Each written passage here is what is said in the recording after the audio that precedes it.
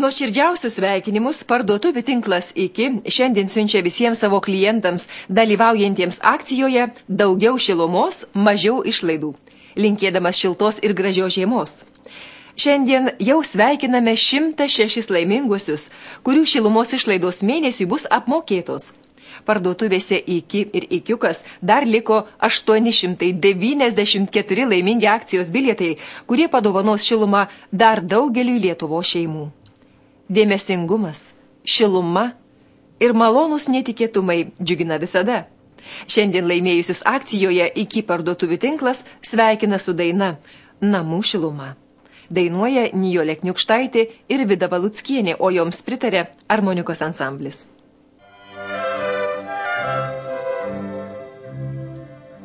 Atėjome visi seną sodą, susėdome bet taip, palapyje žalia, ir laukėme kuris, pirmasis tarnant žodį, tik už visus prakalbo šiluma. Trovoje užu medinių slenksčio, plačioj kėdėj besėdinti mama. Padėjome, sugrįžom pasiliauti, tik už visus prakalbo šiluma.